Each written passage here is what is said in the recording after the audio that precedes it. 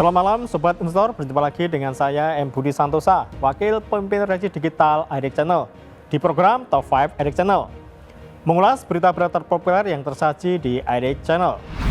Pasar modal Indonesia menutup akhir tahun 2025 dengan berbagai aksi korporasi yang mencuri perhatian, mulai dari pembaikan dividen interim jumbo BRI senilai 20,6 triliun rupiah hingga rally tajam saham-saham grup Bakri seperti Dewa yang menyentuh level tertinggi dalam belasan tahun.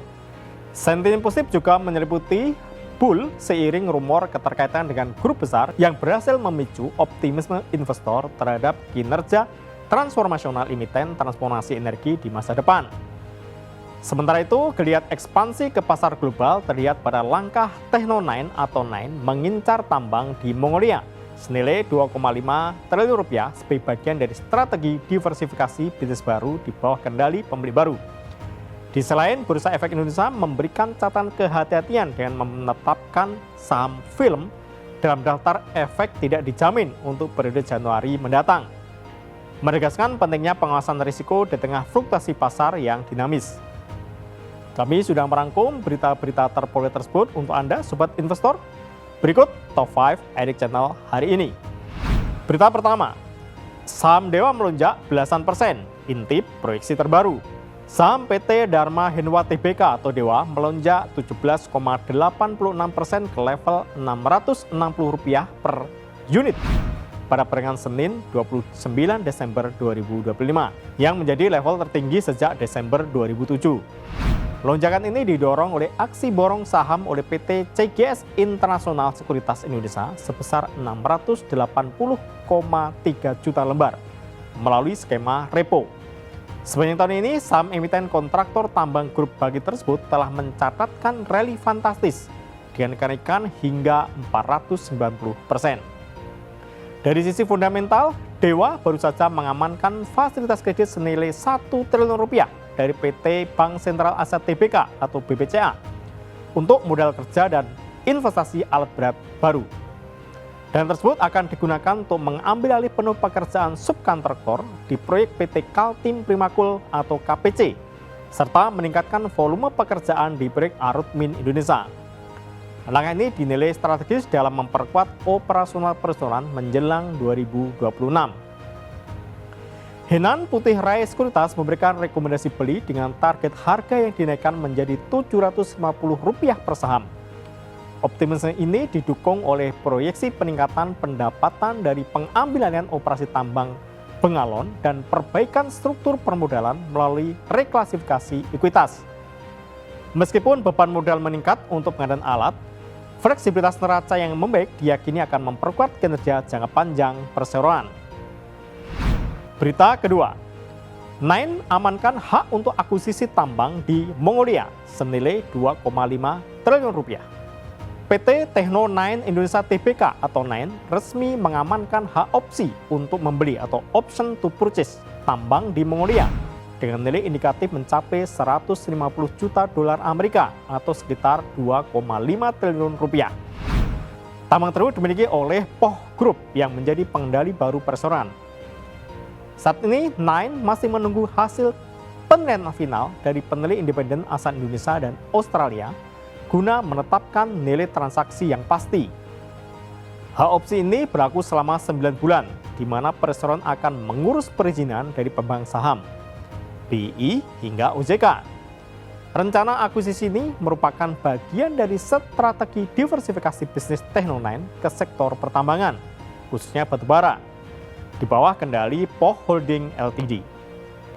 Langkah ini diharapkan dapat membangkitkan kembali kinerja perusahaan dan memberikan nilai tambah bagi para pemegang saham. Sebelumnya, Poh Holding Ltd telah menyelesaikan akuisisi 35,85% saham Nine yang menandai perubahan arah bisnis perusahaan secara signifikan. Dengan fokus baru pada sektor pertambangan di kawasan regional, Nine berusaha mencari peluang bisnis yang lebih atraktif. Aksi korporasi jumbo ini menjadi sinyal serius perseroan untuk bertransformasi menjadi pemain di industri energi dan mineral. Berita ketiga, Bull buka suara soal hubungan dengan Sinarmas Group. PT Buana Lintas Lautan Tbk atau BUL memberikan tanggapan terkait rumor keterkaitan perseroan dan grup Sinarmas yang telah mendorong harga sahamnya melesat 150% dalam 3 bulan terakhir. Manajemen BUL memilih untuk tidak memberikan komentar spesifik hingga ada keputusan final atau kesepakatan nyata. Meskipun demikian, pihak personel mengakui memiliki hubungan kerjasama yang baik dengan Bank Sinarmas sejak 2018.